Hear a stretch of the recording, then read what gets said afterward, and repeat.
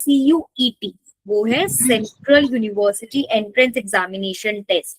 CUET एक examination test होता है जो बहुत अच्छी अच्छी यूनिवर्सिटीज में आपको एडमिशन दिलाता है। उसमें जो सबसे बड़ी यूनिवर्सिटी का नाम आता है वो आता है DU, that is Delhi university. But आपको पता होना चाहिए कि जेई और CUET के अलावा भी बहुत सारे ऑप्शंस होते हैं।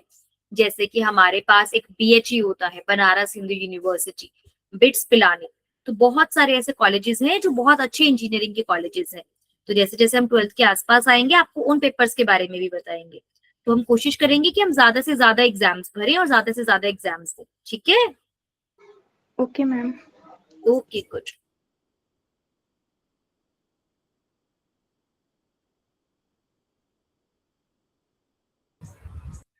कोई और जो इंजीनियरिंग के अलावा कुछ और करना चाहता हो? ओम, ऋतिका, समा, सबको इंजीनियरिंग करनी है? No ma'am. अच्छा, क्या करना है बताओ। Ma'am competitive exam. Competitive exams? कौन से कॉम्पिटिटिव एग्जाम्स देना चाहते हो? अच्छा ये बताओ। Yes civil service ma'am. Civil service, very good. Okay, ये तो बहुत अच्छी बात है। और सिविल सर्विसेज के अलावा बेटा एक SSC का भी एग्जाम होता है। SSC क्या आपने सुना है? NDA ma'am. बेटा SSC, staff service selection. SSC का एक एग्जाम होता है, staff service committee, staff selection committee. वो एग्जाम 2 लेवल पर होता है। एक एग्जाम 12वीं के बाद होता है, एक एग्जाम ग्रेजुएशन के बाद होता है। और दोनों एग्जाम्स में जब आप अच्छे नंबर ले आते हैं और उसके बाद आपके अगर आगे के राउंड क्लियर हो जाते हैं तो आपको एक अच्छी गवर्नमेंट जॉब मिल जाती है, ठीक है? उसके अलावा कॉम्पिटिटिव एग्जाम्स में बैंक्स के भी ऑप्शन होते हैं। आप गवर्नमेंट बैंक्स के एग्जाम दे सकते हैं जिनसे आपकी बैंक्स में भी बहुत अच्छी जॉब्स लग सकती है, ठीक है? Yes ma'am. हमें ज्यादा से ज्यादा ऑप्शंस के बारे में पता होना चाहिए ताकि हमारे ऑप्शंस खुले रहें आगे तक।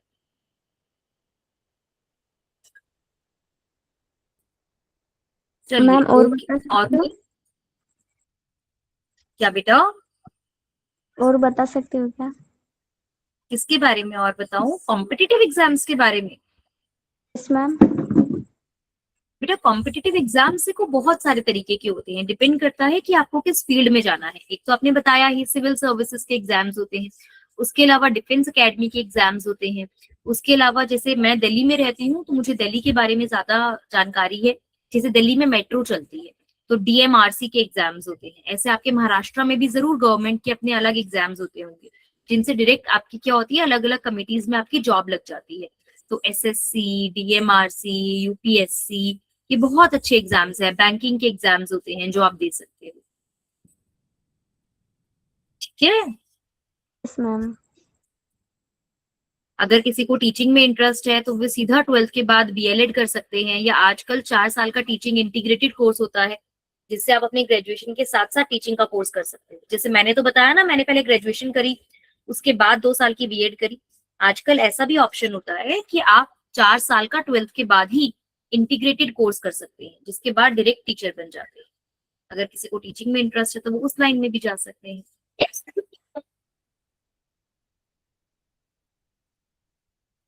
ठीक है बच्चे? और डिम्पल, ओम, गुरुदेव, निर्जला, कृतिका, आप सबको कहाँ कहाँ किस किस फील्ड में जाना है बच्चे? मैम मुझे भी इंजीनियरिंग में जाना है। वेरी गुड डिम्पल, तो आपके साथ तो हमने ऑप्शंस के डिस्कस करा ही। यस। Okay okay okay. चलिए बेटा, आप हमेशा ऐसे क्लास से पहले कभी भी कोई डाउट है, कुछ आपको प्रॉब्लम आ रही है, केमिस्ट्री में प्रॉब्लम आ रही है कि मैम हमें ये समझ में नहीं आ रहा है या न्यूमेरिकल सॉल्व नहीं हो रहे, ये समझ नहीं आ रहा है, तो बच्चे आपको बताना पड़ेगा। क्यों? क्योंकि अगर हम एक क्लास में होते हैं तो क्या होता है ना, मैं आप सबको देख पाती तो समझ पाती, आपके चेहरे के भाव पढ़ पाती कि आपको समझ में आ रहा है नहीं आ रहा है ना? अब क्या है, हम कंप्यूटर स्क्रीन में है, हम एक दूसरे को देख नहीं सकते, तो हम कैसे कनेक्ट कर सकते हैं? सिर्फ आवाज के थ्रू कनेक्ट कर सकते हैं। तो आपको अपनी बात बोलकर बतानी पड़ेगी कि ये समझ में आ रहा है और ये समझ में नहीं आ रहा है। और जब तक बोलेंगे नहीं तब तक नहीं समझ में आएगा। जब आप 1 घंटा लगा रहे हैं यहाँ पर बैठे हैं तो उस 1 घंटे का फायदा कब निकल कर आएगा? जब आप क्लास में पार्टिसिपेट करेंगे, और जितना ज्यादा पार्टिसिपेट करेंगे उतना ज्यादा आपको समझ में आता चला जाएगा। ठीक है, तो कोशिश करिए हमेशा क्लास में पार्टिसिपेट करने की, ज्यादा से ज्यादा बात करने की, बोलने की, बताने की कि ये समझ में आ रहा है, ये नहीं आ रहा है। और किसी भी चीज से घबराने की जरूरत नहीं है, नहीं आता तो नहीं आता, उसमें क्या होगा, सीखेंगे तो आ जाएगा। ठीक है। Yes ma'am. बेटा ये बात सभी के लिए है। और मैं आपको एक और बात बताती हूँ बच्चे कि ट्वेल्थ में एक बहुत इंपॉर्टेंट पार्ट होता है। चाहे आप स्कूल में पढ़ रहे हैं, चाहे आप ऑनलाइन क्लास ले रहे हैं, चाहे आप कहीं से भी पढ़ रहे हैं, यूट्यूब पे भी बहुत लोग पढ़ा रहे हैं। बात पढ़ाने से ज्यादा इस बात की है कि आप खुद से कितनी प्रैक्टिस कर रहे हैं। क्योंकि जब हमारे पास एग्जाम आता है तो हमें खुद से क्वेश्चन सॉल्व करने बहुत जरूरी होते हैं। तो जब तक आप खुद से क्वेश्चन ट्राई नहीं करोगी ना, तब तक आपको ये बात समझ में नहीं आएगी कि हमें कितना समझ में आया है और कितना समझ में नहीं आया है। तो इसीलिए ये बहुत जरूरी है कि हम ज्यादा से ज्यादा क्वेश्चन ट्राई करें। क्लियर हुआ? यस चलो मैम। आज की क्लास स्टार्ट करें। पानी वानी पी लिया सबने? नोटबुक्स निकाल ली? Yes ma'am. चलो तो हम आज की क्लास स्टार्ट करते हैं। ठीक है। आज की क्लास में बेटा हम लोग एक नया चैप्टर पढ़ेंगे। मैं सबसे पहले आपको बुक दिखाऊंगी उस चैप्टर की, सो दैट आप समझ पाओ कि हम कौन सा चैप्टर स्टार्ट करें।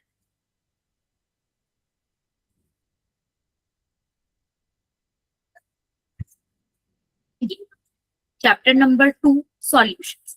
बेटा आप लोगों की स्कूल की छुट्टियां चल रही हैं या स्कूल जा रहे हो आप लोग? क्या स्केड्यूल रहता है आप लोगों के स्कूल का? एक बार बताएंगे सभी।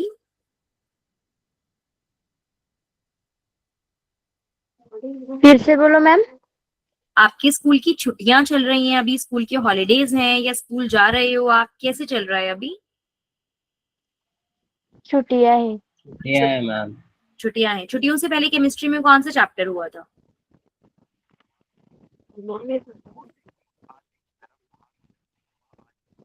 क्या ये चैप्टर स्कूल में हुआ है आप लोगों के, सॉल्यूशंस? नहीं मैम। अच्छा ठीक है, कौन सा चैप्टर हुआ था स्कूल में?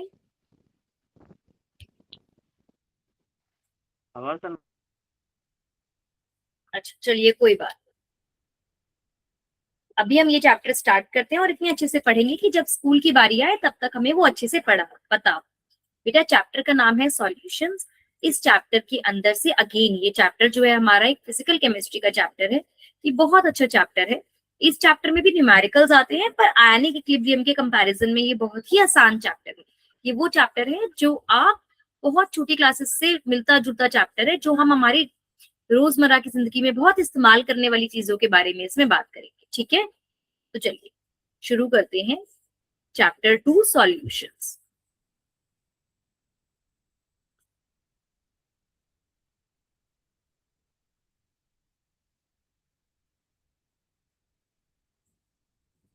ठीक है बेटा, सबसे पहले समझते हैं व्हाट आर सॉल्यूशंस। सॉल्यूशंस होते क्या है? ठीक है,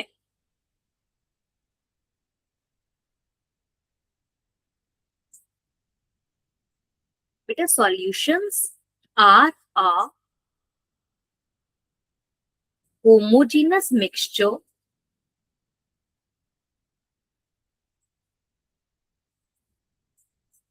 of two or more than two components। मतलब क्या हुआ बच्चे? हमने कभी भी, होमोजीनियस मतलब क्या होता है बेटा? जो कंप्लीटली मिक्स हो जाए एक दूसरे में।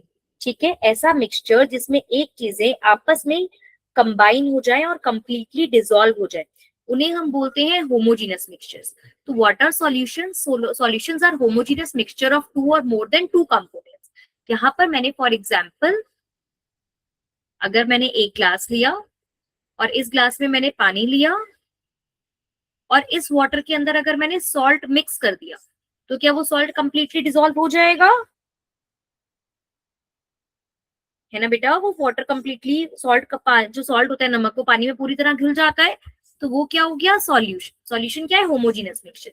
अगर मैं इसी में शुगर डाल दूं तो क्या वो भी डिसॉल्व हो जाएगी? चीनी हो जाएगी। अगर मैं इसी में लेमन डाल दूं, लेमन जूस, नींबू का रस डाल दूं, तो क्या वो भी डिसॉल्व हो जाएगा? हो जाएगा। हमारे पास एक लेमनेड यानी कि शिकंजी तैयार हो गई। तो लेमनेड क्या हुआ बेटा, लेमनेड एक सॉल्यूशन है। किसका सॉल्यूशन है, water, salt, sugar, lemon juice सब मिलाकर हमने क्या बना दिया, एक सॉल्यूशन बना दिया। दूसरा एग्जाम्पल लेते हैं, यहाँ पर मैंने एक ग्लास लिया और इस ग्लास के पानी में मैंने थोड़ी मिट्टी डाल दी, थोड़ी सैंड डाल दी। ये वाटर है और इस वाटर में मैंने सैंड डाल दिया। बच्चे क्या सैंड पानी में डिसॉल्व होता है, मिट्टी पानी में घुलती है?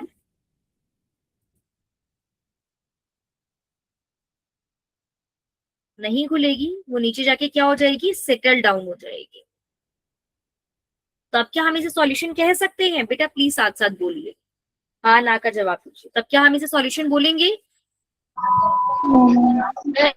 ऐसे मिक्सचर को बोलते हैं हेट्रोजीनस मिक्सचर। ये कैसा मिक्सचर हो जाएगा, हेट्रोजीनस मिक्सचर। बेटा होमोजीनस मिक्सचर और हेट्रोजीनस मिक्सचर कैसे आता है? होमो का मतलब होता है सेम। जैसे अगर मैंने एक ग्लास में पानी लिया, उसमें चीनी मिलाई, नमक मिलाया, लेमन जूस मिलाया, उसको अच्छे से डिसॉल्व कर दिया और उसके बाद अगर मैं इसे 2 कटोरियों में डालूंगी तो दोनों कटोरियों में सेम टेस्ट आएगा कि अलग टेस्ट आएगा? बताइए। सेम टेस्ट आएगा। इसका मतलब इसका सेम कंपोजिशन रहता है, यहाँ पर भी यहाँ पर भी। लेकिन अगर मैं इस पानी को 2 कटोरियों में डालूं तो आप देखोगे कि पहली वाली कटोरी में थोड़ी कम मिट्टी आएगी और दूसरी वाली कटोरी में ज्यादा मिट्टी आ जाएगी, क्योंकि मिट्टी क्या होती है, सैंड नीचे बैठ जाती है। क्लियर हो रहा है ये बात? Yes ma'am. ऐसे मिक्सचर को बोलते हैं हेट्रोजेनस मिक्सचर्स। तो हमें इस चैप्टर में इनकी बात नहीं करनी है। We only have to talk about solutions which are the homogeneous mixture of 2 or more than 2 components. उसके बाद बच्चे हमारे सिलेबस में जो हमें पढ़ने हैं बाइनरी सॉल्यूशंस। हमें कैसे सॉल्यूशंस पढ़ने हैं? Binary solutions. बाइनरी सॉल्यूशंस का मतलब होता है solutions that has only 2 components. Solution that has only 2 components. मतलब हमें ज्यादा चीजों की बात नहीं करनी है, सिर्फ पानी में या तो नमक हो या फिर पानी में चीनी हो। तो हमें ऐसे सॉल्यूशंस की बात करनी है जिनके पास सिर्फ 2 कंपोनेंट है, 2 से ज्यादा कंपोनेंट की हमें बात ही नहीं करनी है। बेटा जब ये 2 कंपोनेंट होते हैं ना सॉल्यूशन की, तो इन सॉल्यूशन के 2 कंपोनेंट्स को हम बोलते हैं सॉल्यूट एंड सॉल्वेंट। क्या आपने ये वर्ड्स पहले सुने हुए हैं? Yes ma'am. अच्छा, तो कोई मुझे बताएगा what is solute and what is solvent?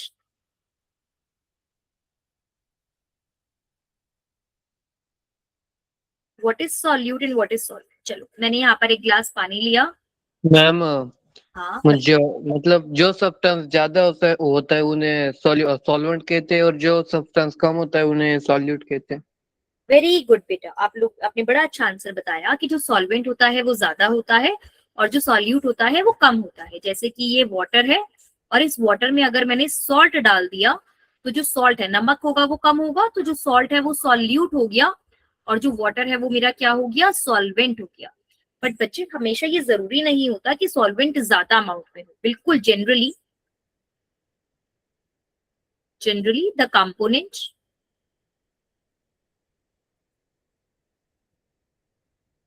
present in large quantity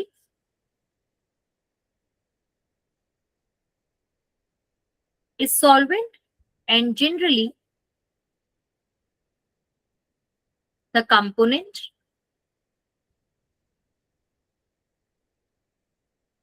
present in small quantity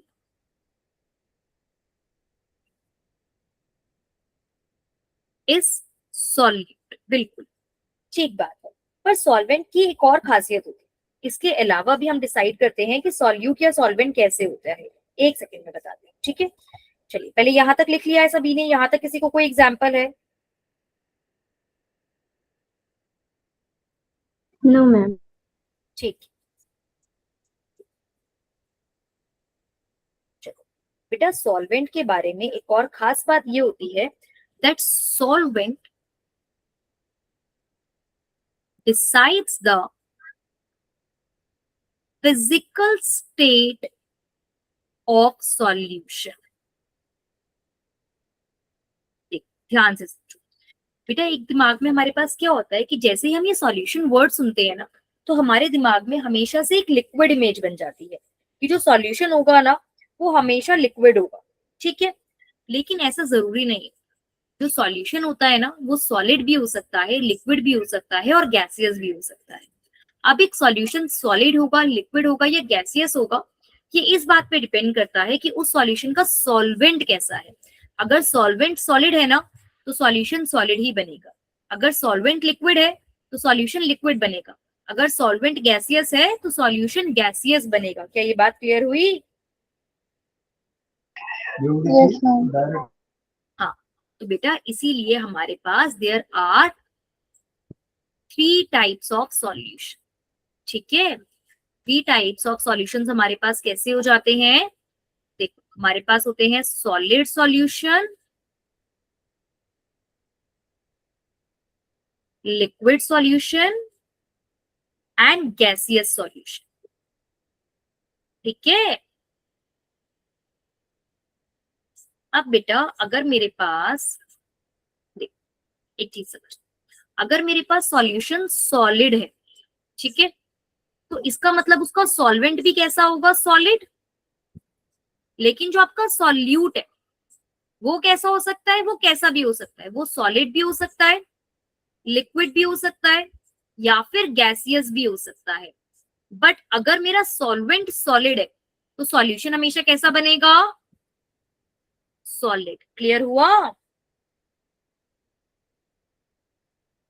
बेटा? ये क्या, ये बात सभी को क्लियर हो रही है? Yes ma'am. अगर मेरा लिक्विड सॉल्यूशन है, मतलब अगर मेरा सॉल्वेंट लिक्विड है, अब मेरा सॉल्यूट कुछ भी हो सकता है, सॉल्यूट मेरा सॉलिड भी हो सकता है, सॉल्यूट मेरा लिक्विड भी हो सकता है, या सॉल्यूट मेरा गैसियस भी हो सकता है। बट अगर मेरा सॉल्वेंट लिक्विड है तो सॉल्यूशन हमेशा लिक्विड ही बनेगा। सिमिलरली गैसियस के लिए सॉल्वेंट हमेशा गैसियस रहना चाहिए, लेकिन सॉल्यूट मेरा सॉलिड, लिक्विड, गैसियस कुछ भी हो सकता है। तो इसका मतलब 9 तरीके के सॉल्यूशंस हो गए। अभी एक एक करके इन सब के एग्जांपल्स की बात कर लेते हैं। एक एक करके इन सभी के एग्जांपल्स की बात कर लेते हैं। आपकी बुक में पूरी टेबल गिवन है, उसी टेबल से हम इसको रिलेट करेंगे। पहले आप लोग यहाँ तक समझ लीजिए, उसके बाद मैं आपको वो टेबल दिखाती हूँ। ये देखिए, अब देखिए, अगर स्टेट ऑफ सॉल्यूट सॉलिड है, स्टेट ऑफ सॉल्वेंट लिक्विड है, तो बेटा ऐसे में सॉल्यूशन कैसे बनेगा? फर्स्ट वाले में बताइए, फर्स्ट वाले का सॉल्यूशन कैसा बनना चाहिए? इस केस में सॉल्यूशन कैसा होना चाहिए? सॉलिड। नहीं बेटा, आप ध्यान से देखिए एक बार। अगर मेरे पास सॉल्यूट सॉलिड है और सॉल्वेंट लिक्विड है तो आपके पास सॉल्यूशन कैसा बनना चाहिए? कौन बताएगा? जेल। क्या बेटा? जेल। जेल। बेटा वो जो होता है ना जेल वाला, वो आपका सस्पेंशन होता है। आप कोलाइड में चले गए, अभी आपको कोलाइड्स में नहीं जाना है, यहाँ पर हम प्योर सॉल्यूशंस की बात कर रहे हैं। वो जो आप जेल बता रहे हो ना, वो टाइप ऑफ कोलाइड्स होते थे, उसमें भी सॉलिड लिक्विड होता था। बिल्कुल सही बात है, वहां पे वो जेल होता था। यहाँ पर ये प्योर सॉल्यूशन बनेगा, तो यहाँ पे जेल नहीं बनेगा। यहाँ पर आप याद रखिए कि जो स्टेट ऑफ सॉल्यूशन है वो स्टेट ऑफ सॉल्वेंट की जैसे होती है। तो अगर सॉल्वेंट लिक्विड है तो सॉल्यूशन कैसा बनेगा? लिक्विड। ओवरऑल सॉल्यूशन आपके पास कैसा बनेगा? लिक्विड। क्योंकि सॉल्यूशन किसके अकॉर्डिंग बनता है? सॉल्वेंट के अकॉर्डिंग बनता है। क्या ये बात सभी को क्लियर आ रही है? ओम, Pradyuman, Prathamesh, Ritika, Sama. Yes ma'am. Yes ma'am. Yes, very good. तो देखिए इसके examples, sea water, benzoic acid in benzene, sugar in water. अब अगर हम पानी में चीनी घोलते हैं तो ओवरऑल सॉल्यूशन लिक्विड बनता है ना। शुगर हमारे पास क्या है? सॉल्यूट है। वो हमारे पास क्या है? सॉलिड है। वाटर लिक्विड है, लेकिन ओवरऑल कैसा बना? सॉल्यूशन लिक्विड बना। क्लियर हुआ? Yes ma'am. अच्छा, अब सेकंड वाले में बताइए, अगर सॉल्यूट सॉलिड है और सॉल्वेंट भी सॉलिड है, ऐसे में सॉल्यूशन कैसा बनना चाहिए? सॉलिड के लिक्विड? सॉलिड बनेगा। सॉलिड। Very good, solid. बेटा इसका एग्जाम्पल है मेटेलिक एलॉयज। एलॉयज आपने पढ़े हैं ना, जो मेटल को और नॉन मेटल्स को या दो मेटल्स को आपस में कंबाइन करके मिलते हैं, जैसे ब्रास, ब्रॉन्ज, यानी कि तांबा, पीतल, ये वाली जो चीजें हैं ना हमारी कांसा और तांबा, ये हमारी क्या चीजें होती है, ये हमारी आपस में मिक्स करके बनती है। जैसे ब्रास कॉपर और जिंक को कंबाइन करके मिलता है, तो दोनों सॉलिड होते हैं कॉपर और जिंक, और उनको कंबाइन करते हैं तो सॉलिड ही बन जाता है ब्रास। ठीक है, तो सॉलिड और सॉलिड को मिक्स करेंगे तो सॉलिड सॉल्यूशंस मिलेंगे। तो जब भी मैं कभी सॉल्यूशन बोल रही हूँ तो सिर्फ लिक्विड दिमाग में नहीं आना चाहिए, लिक्विड सॉलिड गैसियस तीनों दिमाग में आने चाहिए। ठीक है, अच्छा उसके बाद अगर सॉल्यूट सॉलिड है और सॉल्वेंट गैसियस है, अब ऐसे में कैसा सॉल्यूशन बनना चाहिए?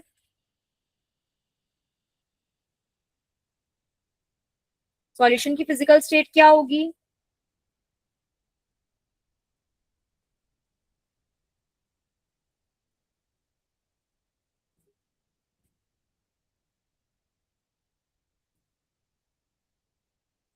बताइए निर्जला। सॉलिड ही होगा मैम। नहीं बेटा, सॉलिड नहीं होगा। हमारा जो सॉल्यूशन का स्टेट है ना वो सॉल्वेंट की स्टेट पर डिपेंड करता है कि सॉल्वेंट किस स्टेट का है। अगर सॉल्वेंट लिक्विड है तो सॉल्यूशन लिक्विड बनेगा, अगर सॉल्वेंट सॉलिड है तो वो सॉलिड बनेगा, अगर सॉल्वेंट गैसियस है तो सॉल्यूशन कैसा बनना चाहिए? गैस। गैसियस बनना चाहिए। ठीक है, ओम अब समझ में आया आपको? Yes ma'am. ठीक है बेटा, इसका एग्जांपल है आयोडीन इन एयर।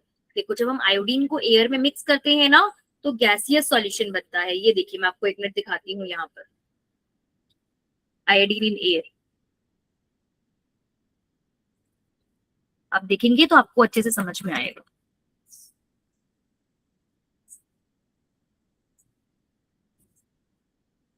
ये देखिए गैसियस सॉल्यूशन के तरीके से रहता है और उसके अंदर बस थोड़ा थोड़ा आयोडीन मिक्स रहता है। ये देखिए ये एयर में आयोडीन मिक्स हुआ हुआ है, दिख रहा है आपको पर्पल कलर? देखो ये हवा में आयोडीन मिक्स है और ये गैसियस, ये इसकी स्टेट कैसी है, सॉलिड लिक्विड या गैसियस? जो मिक्सचर है वो किस स्टेट में है? गैसियस स्टेट है ना, सभी को दिख रहा है? Yes ma'am. यस।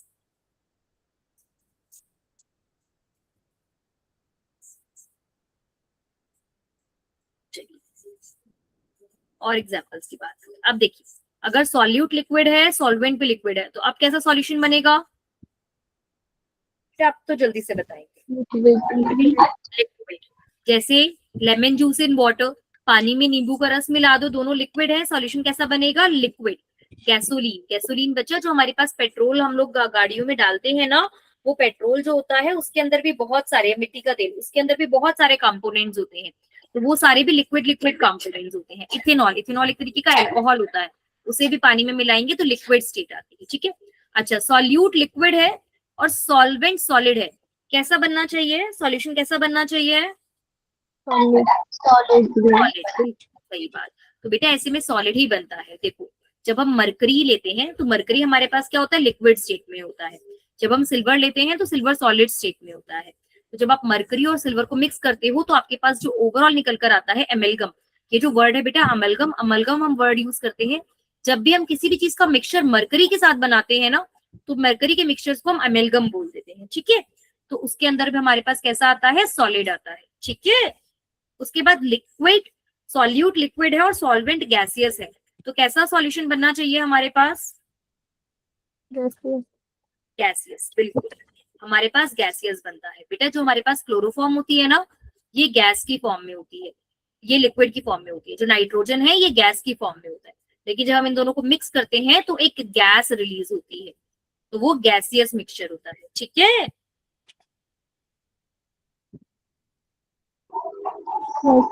चलिए अगला है सॉल्यूट गैस है और सॉल्वेंट लिक्विड है, तो सॉल्यूशन कैसा बनेगा? लिक्विड। अच्छा इसका एक एग्जांपल देखिए, आप में से कभी किसी ने बेटा सोडा वाला पानी पिया है? कोल्ड ड्रिंक जो होती है, कैंपा कोला कोल्ड ड्रिंक, कभी कोई सोडा वाटर ऐसी कोई चीज आप लोगों ने कभी देखी है? जब उसकी बोतल खोलकर देखी है, क्या होता है उसकी बोतल खोलते हैं तो गैस। गैस निकलती है, होता है ना ऐसा? बाकी बच्चे भी बोलेंगे बेटा, अनुष्का, प्रथमेश, प्रद्युमन।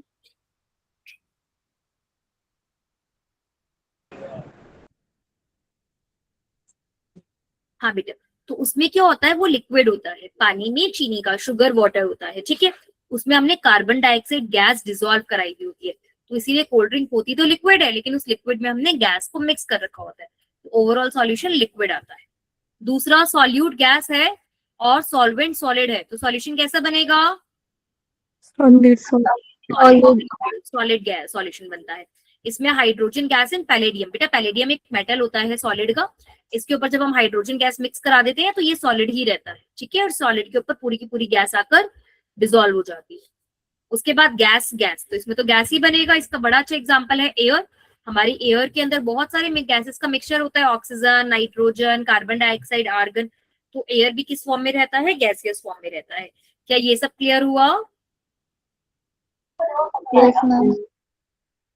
चलिए, वेरी गुड। अब बच्चा, हमारे पास अलग अलग टाइप ऑफ सॉल्यूशंस होते हैं, लेकिन जो हमारा मेन फोकस रहेगा इस चैप्टर में हमारा मेन फोकस, अब इन सबके एग्जांपल्स आपने देख लिए, इन सबके एग्जांपल्स आप लिख सकते हैं।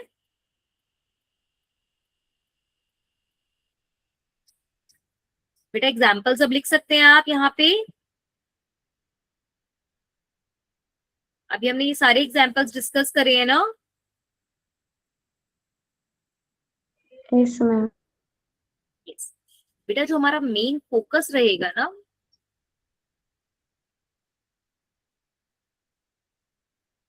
इन दिस चैप्टर, वो हमारा रहेगा लिक्विड सॉल्यूशंस। किस पे रहेगा?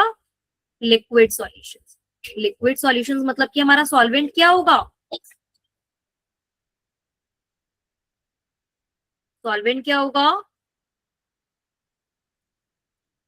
लिक्विड। और सॉल्यूट हमारे पास क्या हो सकता है? सॉलिड, लिक्विड या गैसियस, तीनों में से कुछ भी हो सकता है। इस चैप्टर में मेनली हमें लिक्विड सॉल्यूशंस की बात करनी है। क्या ये बात सभी को क्लियर हुई? Yes, ma'am. ठीक है बेटा, अब थोड़ा सा इस चैप्टर में आगे समझते हैं, ठीक है। बेटा अब वो बात कर रहा है capacity of a solution to dissolve solute. इसके लिए आप एक बार यहाँ, ठीक है बेटा, ये मान लो मेरे पास एक सॉल्यूशन, ठीक है, मैं एक बार इसको शुरू से शुरू करती हूँ। अब ध्यान से देखो, क्या आप सभी को मेरी स्क्रीन दिख रही है?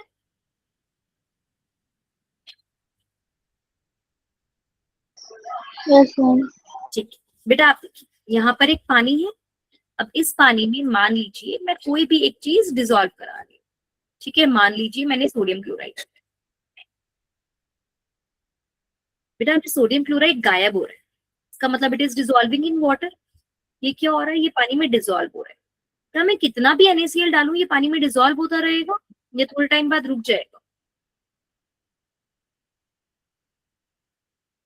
याद करिए, ये वाला सेम मैंने आपको जब हम लोगों ने आयनिक इक्विलिब्रियम पढ़ा है तब भी पढ़ाया है, तब भी ये चीज मैंने दिखाई थी। बताइए, क्या ये सॉल्ट डिसॉल्व होता रहेगा या क्या हो जाएगा? थोड़ी देर के बाद वो जमा हो जाएगा नीचे। थोड़ी देर बाद वो डिसॉल्व होना बंद होगी। और क्या आप देख रहे हैं, इसने क्या करा, नीचे नीचे अभी पार्टिकल्स क्या हो गए, बैठने स्टार्ट हो गए, ठीक है। अच्छा आप एक बात बताओ, अगर मैं इसमें और पानी डाल दूं तो क्या ये डिसॉल्व हो जाएगा या तब भी डिसॉल्व नहीं होगा?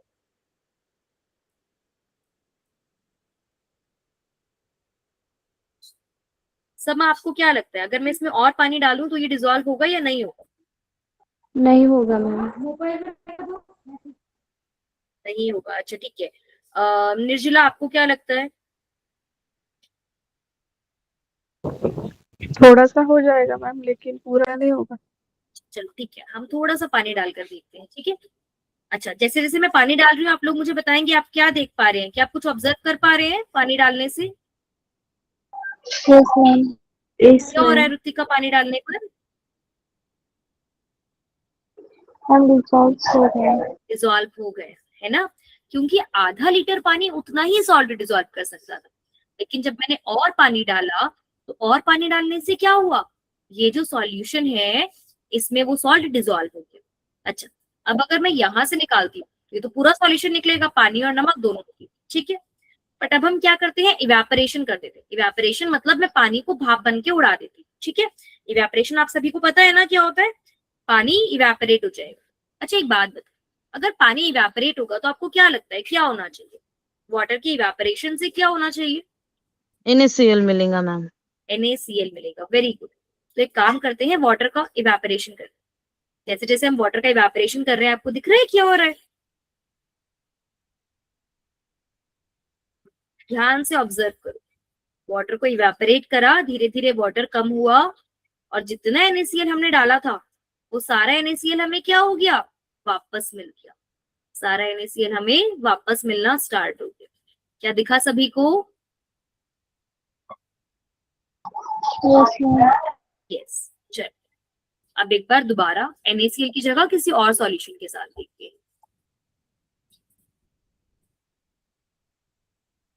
पानी डाला, ये सॉल्यूशन डालना स्टार्ट कर,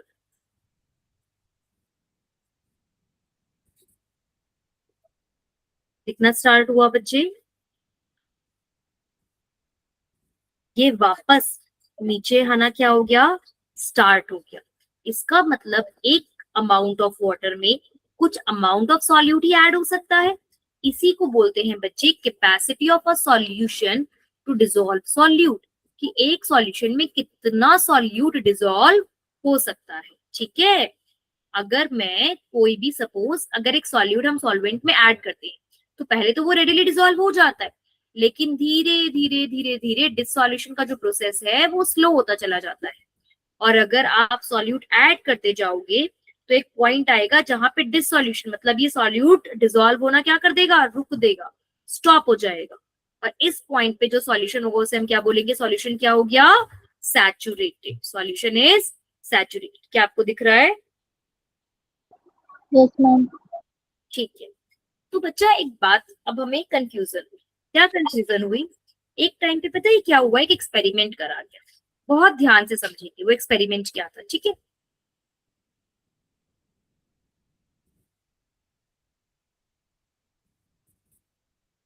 उस एक्सपेरिमेंट में क्या करा, एक बीकर लिया, इस बीकर में पानी लिया, ठीक है, और इस पानी में बहुत सारी चीनी डाली गई। तो स्टार्टिंग में तो शुगर डिसॉल्व होती गई होती गई होती गई होती गई होती गई। उसके बाद क्या हुआ, शुगर डिसॉल्व होना बंद हो गई। तो ये जो शुगर है ये नीचे बैठ गई।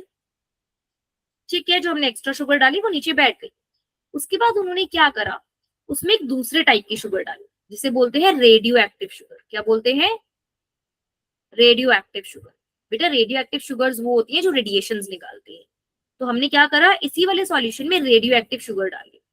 तो हमें क्या उम्मीद थी कि अब क्योंकि पानी में और शुगर डिसॉल्व नहीं हो रही है, तो अगर आप रेडियो एक्टिव शुगर अब डालोगे पानी में तो वो पानी में डिसॉल्व नहीं होनी चाहिए। एक्चुअली में तो ऐसे ही होना चाहिए ना बच्चे। क्लियर हो रहा है मैं क्या कहने की कोशिश कर रही हूँ? हमने क्या ऑब्जर्व किया, थोड़ी देर बाद पानी में ये रेडियो एक्टिव शुगर जो है ना ये घुलना स्टार्ट हो गई, और जो पानी में ऑलरेडी डिसॉल्व पहले वाली चीनी थी ना उसने बाहर आना स्टार्ट कर दिया। इसका मतलब जब हमें लगता है कि पानी में चीनी घुलना बंद हो गई, तब चीनी घुलना बंद नहीं होती, कुछ और होता है। क्या होता है बेटा, ध्यान से सोचो। ये मानो वाटर के मॉलिक्यूल्स, वाटर के मॉलिक्यूल्स के बीच में थोड़ा थोड़ा थोड़ा थोड़ा क्या होता है, स्पेस होता है। ठीक है, ये तो सभी को पता है कि वाटर के मॉलिक्यूल्स के बीच में थोड़ा स्पेस होता है।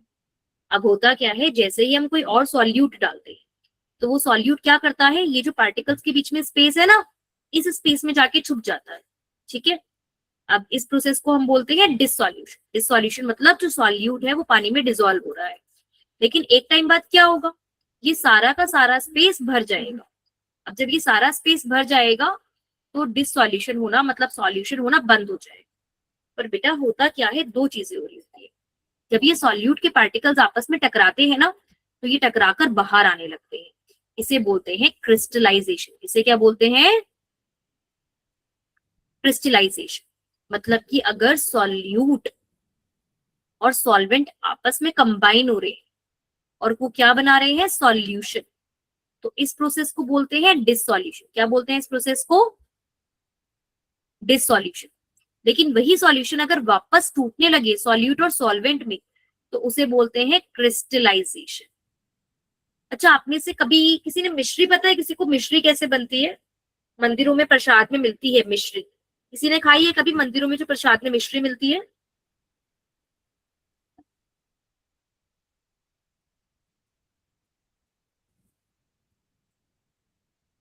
अच्छा, कभी किसी ने घर में बर्फी बनाई है?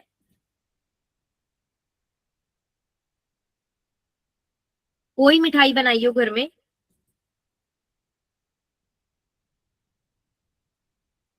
बच्चे नहीं भी बनाई तो बोलो नहीं बनाई, तभी तो समझ आएगा, नहीं तो कैसे समझ आएगा? जी हाँ मैम, देखी हमने मिश्री और मिठाई सब देखी। हाँ बेटा, जो मिश्री होती है वो पता है कैसे बनती है? यहाँ देखिए, इसी प्रोसेस से बनती है। क्रिस्टलाइजेशन क्या होता है? जब दो सॉल्यूट के पार्टिकल्स आपस में टकराते हैं तो क्रिस्टल्स बाहर आने लगते हैं।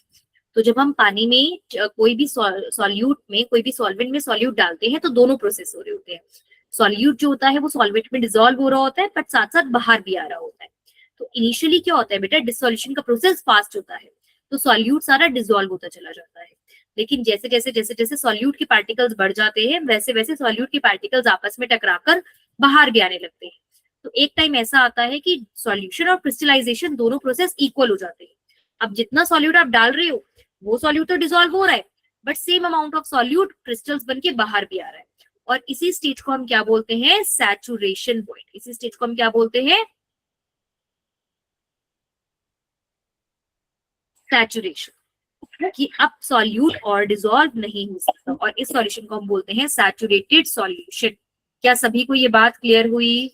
Yes ma'am. कोई डाउट है? No ma'am. No ma'am. Clear हुआ? पर बच्चे क्या होता है कि ये जो अब कितना सॉल्यूट डिसॉल्व होगा या कितना इसके अंदर सॉल्यूट डिसॉल्व होगा या डिसोल्यूशन की स्पीड कितनी बढ़ेगी कम होगी, ये बहुत सारी फैक्टर्स पे डिपेंड करता है। ऐसा नहीं है कि ये हमेशा सेम रहता है, बहुत सारे ऐसे फैक्टर्स हैं जिसके ऊपर ये डिपेंड करता है। तो अभी हम लोग वही पढ़ेंगे बेटा, फैक्टर्स अफेक्टिंग सॉल्युबिलिटी। ठीक है, फैक्टर्स अफेक्टिंग सॉल्युबिलिटी। अच्छा एक बात बताओ, ज्यादा चीनी किस में घुलती है, गर्म पानी में कि ठंडे पानी में? गर्म पानी में। गर्म पानी में। गर्म पानी में। Very good. Factors affecting solubility. बेटा बहुत सारे फैक्टर्स है जो ये बात डिसाइड करते हैं कि कोई सॉल्यूट कितना डिसॉल्व होगा, ज्यादा डिसॉल्व होगा, कम डिसॉल्व होगा, उन्हीं को हम बोलते हैं फैक्टर्स। बेटा सबसे पहला फैक्टर होता है nature of solute and solvent. मतलब बच्चे हर एक सॉल्यूट हर एक सॉल्वेंट में डिसॉल्व नहीं होता है। जैसे NaCl सॉल्ट डिसॉल्व्स इन वाटर, ये वाटर में डिसॉल्व हो जाता है but is insoluble in benzene. आप लोगों ने बेंजीन सुना है ना बच्चे? बेंजीन भी एक लिक्विड होता है, ठीक है। बेंजीन एक कलरलेस लिक्विड होता है जिसका फॉर्मूला होता है C6H6। लेकिन अगर हम वही नमक बेंजीन के सॉल्यूशन में डालेंगे ना तो बेंजीन के सॉल्यूशन में NaCl नहीं घुलेगा, वो नीचे बैठ जाएगा, ठीक है। वहीं अगर मैं लूंगी नैप्थलीन बॉल्स, नैप्थलीन बॉल्स होती हैं बच्चे, आप लोगों ने देखा होगा जब हम कभी सर्दियों के कपड़े रखते हैं तो एक सफेद रंग की बॉल्स रखते हैं, कभी देखे सफेद रंग की गोलियां डालते हैं नैप्थलीन बॉल्स। कभी कभी किसी किसी जगहों पर हॉस्पिटल्स वगैरह में वो सिंक में भी डली हुई होती है। ये देखिए नैप्थलीन बॉल्स की मैं आपको फोटो दिखाती हूँ तो शायद आपको दिखे, ये वाली बॉल्स देखिए, यस मैम। है ना। ये हम कभी कभी सर्दियों में कपड़े रखते हैं तब भी रख देते हैं। तो ये जो नैप्थलीन की बॉल्स होती है ना बच्चे, अगर आप इन्हें पानी में घोलने की कोशिश करोगे ना, naphthalene balls are insoluble in water, ये पानी में सॉल्युबल नहीं होती, but they are soluble in benzene. लेकिन ये बेंजीन में डिसॉल्व हो जाती है। अब ऐसा क्यों बेटा? इसका एक रीजन है। इसका रीजन है लाइक डिसॉल्व लाइक। एक रूल होता है लाइक डिसॉल्व्स लाइक।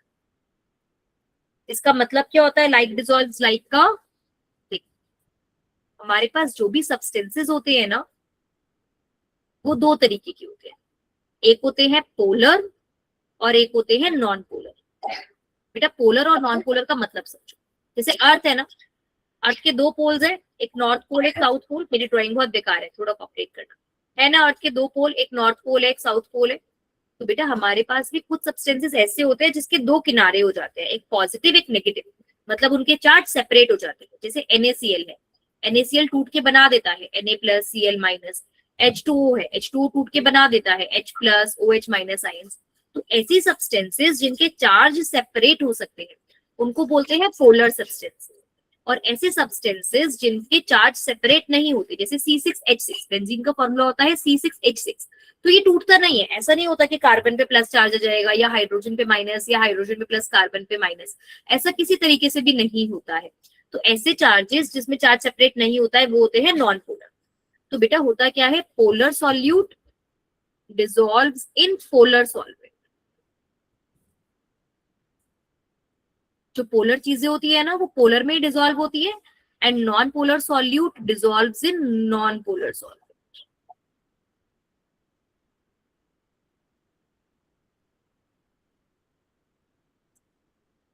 जैसे कि नेफ्थलीन जो है वो नॉन पोलर है और वाटर पोलर है, तो इसीलिए ये क्या हो रहा है, इनसॉल्युबल है। बट बेंजीन कैसा है, नॉन पोलर, तो इसीलिए नेफ्थलीन किस में डिसॉल्व हो गया, बेंजीन में डिसॉल्व हो गया।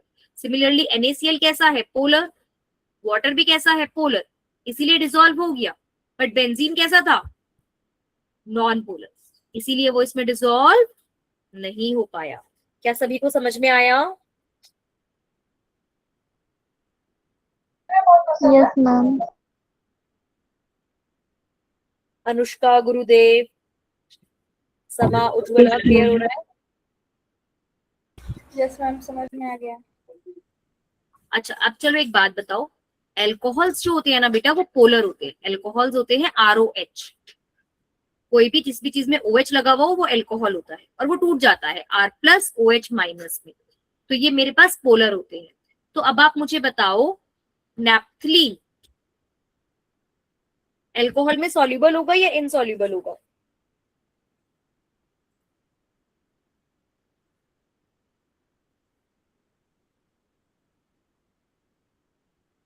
Will naphthalene be soluble or insoluble in water?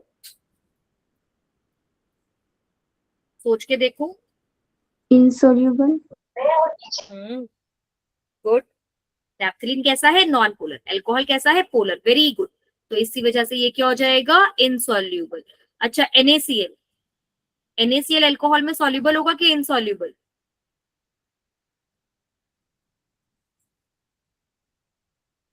Soluble. Soluble. Very good. Om आप भी बताओ। अच्छा अब एक बात बताओ, alcohol in benzene, alcohol benzene में सॉल्युबल होगा कि इनसॉल्युबल होगा? सॉल्युबल होगा मैम। अच्छा बेटा एल्कोहल कैसा है, पोलर या नॉन पोलर ओम? तो पोलर। और बेंजीन कैसा है? Non polar. बेंजीन कैसा है, नॉन पोलर। तो ये सॉल्युबल होगा या इनसॉल्युबल? इनसॉल्युबल। ओम समझ में आया आपको? हाँ मतलब थोड़ा थोड़ा। अच्छा बेटा ओम दोबारा समझो। बेटा एक रूल है, like dissolve like. Like dissolve like का मतलब होता है पोलर चीजें पोलर, जो पोलर चीजें हैं वो पोलर में ही डिसॉल्व हो सकती है और नॉन पोलर चीजें नॉन पोलर में ही डिसॉल्व हो सकती है। अब एल्कोहल कैसा होता है, पोलर। कोई चीज पोलर है या नॉन पोलर ये कैसे पता चलता है कि वो उसके वो प्लस माइनस में टूट सकता है या नहीं टूट सकता? एल्कोहल प्लस माइनस में टूट सकता है इसीलिए वो पोलर है, लेकिन बेंजीन प्लस माइनस में नहीं टूट सकता इसीलिए वो नॉन पोलर है। तो अब एल्कोहल पोलर है और बेंजीन नॉन पोलर, तो ये सॉल्युबल होंगे या इनसॉल्युबल?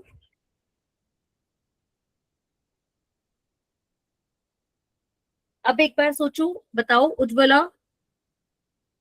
अल्कोहल सॉल्युबल होगा मैम और बेंजीन। क्या बेटा? अल्कोहल सोलेबल होगा और बेंजीन अनसोलेबल होगा। बेटा किसमें सॉल्युबल और किसमें इनसॉल्युबल? सॉल्युबल तो मतलब एक चीज दूसरे में घुलेगी या नहीं घुलेगी। तो हम बात कर रहे हैं एल्कोहल बेंजीन में घुलेगा या नहीं घुलेगा? नहीं घुलेगा मैम। नहीं घुलेगा। और एल्कोहल पानी में घुलेगा या नहीं घुलेगा? घुलेगा। Very good. समझ में आ रहा है अभी आप सभी को? Yes ma'am. सभी को क्लियर हो गया? अनुष्का क्लियर है?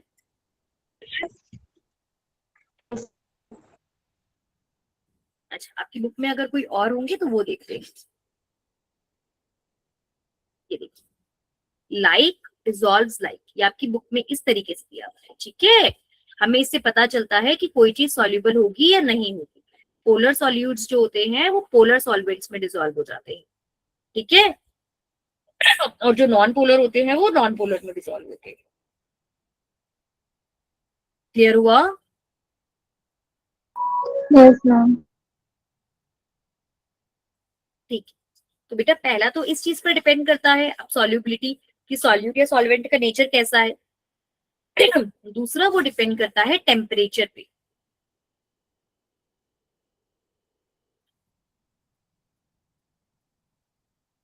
टेम्परेचर, गर्मी या सर्दी। बेटा आप में से कितने बच्चों ने वो लेक्चर ज्वाइन करा था जिसमें मैंने ली चैटलियर्स प्रिंसिपल पढ़ाया था? क्या आप लोगों ने वो लेक्चर ज्वाइन करा था, ली चैटलियर्स प्रिंसिपल वाला? वो वाली क्लास ली थी, ली चैटलियर्स प्रिंसिपल? नहीं ली थी तो कोई बात नहीं, मैं दोबारा पढ़ा दूँ। क्या आपने वो क्लास ली थी, ली चैटलियर्स प्रिंसिपल वाली?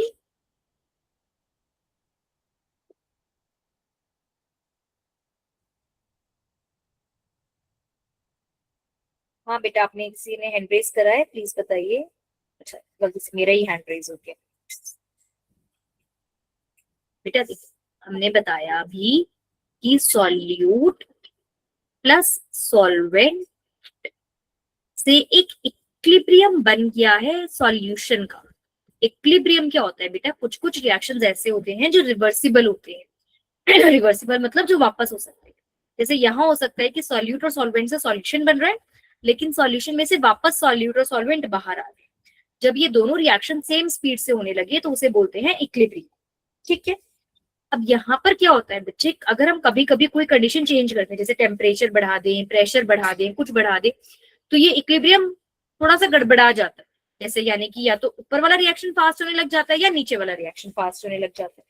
अब ऐसे में कभी भी कोई भी इक्विलिब्रियम नहीं चाहता कि मेरे साथ कोई भी छिड़खानी करी जाए। तो इक्विलिब्रियम क्या करता है, हम कुछ भी अगर कोशिश करते हैं ना इक्विलिब्रियम को थोड़ा बहुत भी परेशान करने की, टेम्परेचर बढ़ाते हैं, प्रेशर बढ़ाते हैं, या सॉल्यूट और डाल देते हैं, या सॉल्वेंट और डाल देते हैं, तो इक्विलिब्रियम क्या कोशिश करता है कि मैं उसको वापस कर दूं, मैं अपने अंदर कोई भी चेंज ना लेकर आऊं।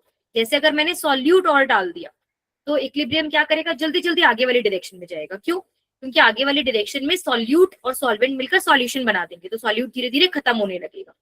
अगर मैंने सॉल्यूशन और डाल दिया तो इक्विलिब्रियम जल्दी से पीछे की तरफ आएगा, ताकि जितना भी मैंने एक्स्ट्रा सॉल्यूशन डाला है वो टूट के वापस सॉल्यूट और सॉल्वेंट बना दे, और मैंने जो भी एक्स्ट्रा सॉल्यूशन डाला है वो क्या कर दे, खत्म कर दे।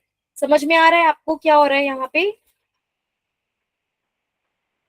या मैं एक और बार समझाऊं? ये थोड़ा सा डिफिकल्ट होता है, क्या दोबारा समझाऊं एक बार? Yes ma'am.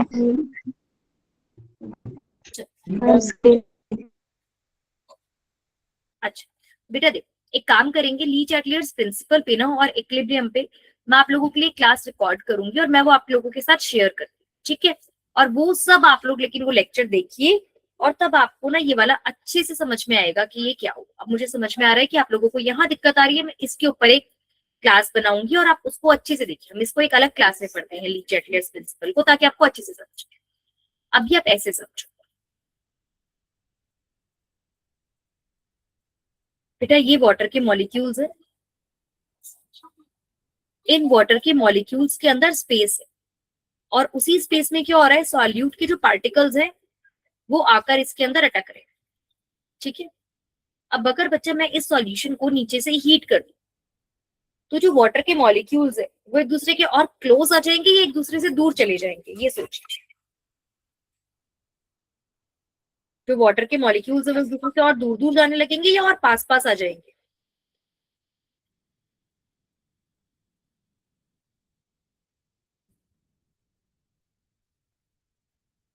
अनुष्का, ओम, ऋतिका, समा। मैम स्क्रीन नहीं दिख रही। स्क्रीन नहीं दिख रही? एक बार आप दोबारा ज्वाइन करने की कोशिश करिए। आप फोन से ले रहे हैं क्या बेटा क्लास? क्या मैम? फोन से क्लास ले रहे हैं? मैम क्लियर आवाज क्या नहीं है। क्या आप क्लास मोबाइल से ले रहे हैं? Yes ma'am. बेटा मोबाइल में देखिए ऊपर ना एक ऑप्शन होता है जहां पर सभी लोग दिखते हैं कि इस मीटिंग में कितने लोग हैं। उसमें मेरे नाम के आगे लिखा हुआ होगा मेघा गुप्ता प्रेजेंटर। उसके ऊपर एक बार आप टच करिए फुल स्क्रीन, तो आपको शायद मेरी स्क्रीन दिखे।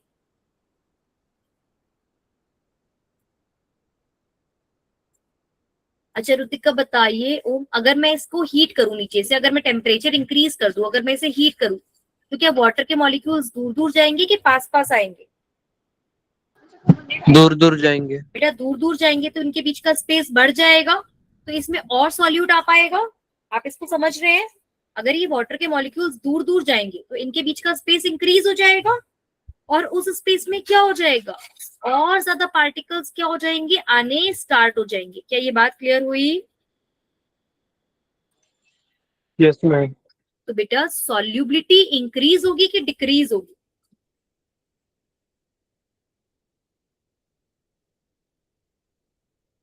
सॉल्युबिलिटी मतलब हाँ, बताओ। डिक्रीज होगी। बेटा सॉल्युबिलिटी का मतलब होता है, solubility is amount of solute in solution. तो अगर मैंने टेम्परेचर बढ़ा दिया और ये मॉलिक्यूल्स दूर दूर चले गए और उसमें और ज्यादा सॉल्यूट्स आ गए, तो अब सॉल्यूट ज्यादा आ गए तो सॉल्युबिलिटी इंक्रीज करी कि डिक्रीज करी?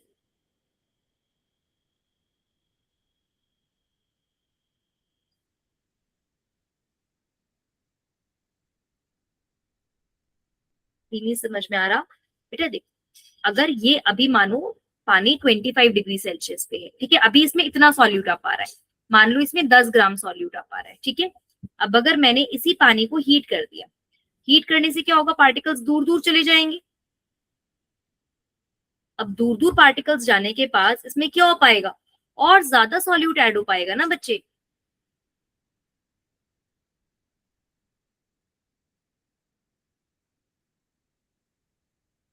और जब और ज्यादा सॉल्यूट आ पाएगा तो अब कितना आ पाएगा, 10 ग्राम से कम कि 10 ग्राम से ज्यादा? 10 ग्राम से ज्यादा। ज्यादा। मान लो 25 ग्राम आ गया, तो सॉल्युबिलिटी किसमें ज्यादा मानी गई, इसमें सॉल्युबिलिटी ज्यादा मानी गई ना बच्चा, क्योंकि इसमें सॉल्यूट ज्यादा आया। तो सॉल्युबिलिटी क्या कर गई, इंक्रीज कर गई, सॉल्युबिलिटी बढ़ गई। पहले कम सॉल्यूट डिसॉल्व हो पा रहा था, अब ज्यादा सॉल्यूट डिसॉल्व हो पा रहा है। क्लियर हुआ?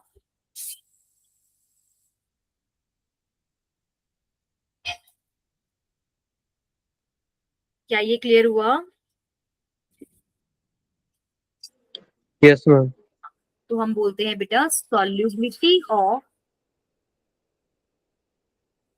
Solid solutes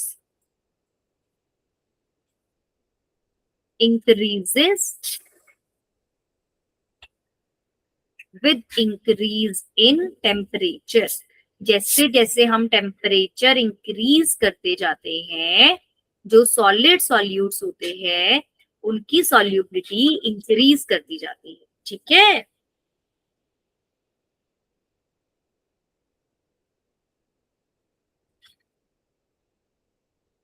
clear? चलिए कोई नहीं, बाकी का हम लोग अगली क्लास में करेंगे। तब तक के लिए आप कुछ क्वेश्चंस नोट करिए, जो क्वेश्चंस आपको ट्राई करने हैं, और वो क्वेश्चंस प्लीज ट्राई करिए, ठीक है।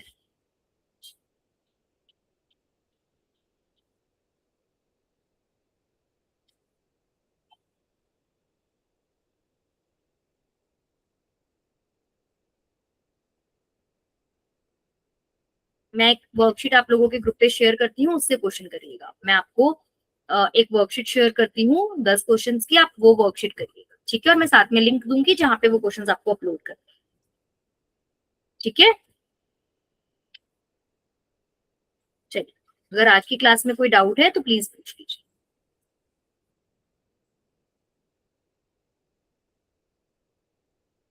कोई डाउट है अनुष्का, ओम, क्लास में? No ma'am. ठीक है बेटा, तो अगली क्लास में